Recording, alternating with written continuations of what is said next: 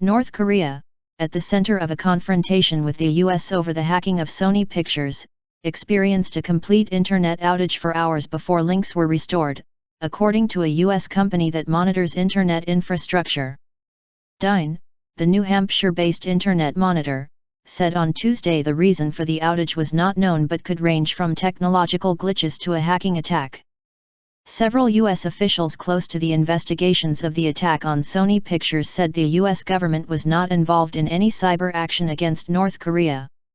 U.S. President Barack Obama had pledged on Friday to respond to the major cyber attack, which he blamed on North Korea, in a place and time and manner that we choose.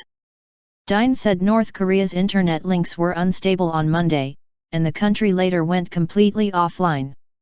We're yet to see how stable the new connection is, Jim Cowie, chief scientist for the company, said in a telephone call to Reuters news agency after the services were restored. The question for the next few hours is whether it will return to the unstable fluctuations we saw before the outage. North Korea is one of the most isolated nations in the world, and the effects of the internet outage there were not fully clear. Internet dependence. Very few of North Korea's 24 million people have access to the internet. However, major websites, including those of the KCNA state news agency, the main Rodong Sinmun newspaper and the main external public relations company went down for hours.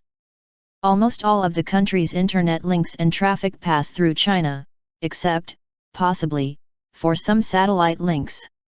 North Korea has significantly less internet to lose, compared to other countries with similar populations, Yemen 47 networks, Afghanistan 370 networks, or Taiwan 5,030 networks, Dyn Research said in a report. And unlike these countries, North Korea maintains dependence on a single international provider, China Unicom.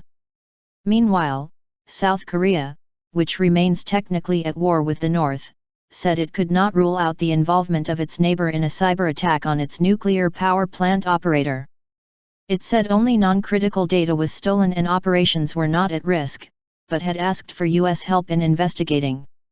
Park Geun-hye, South Korean president, said on Tuesday the leak of data from the nuclear operator was a grave situation that was unacceptable as a matter of national security, but she did not mention any involvement of North Korea.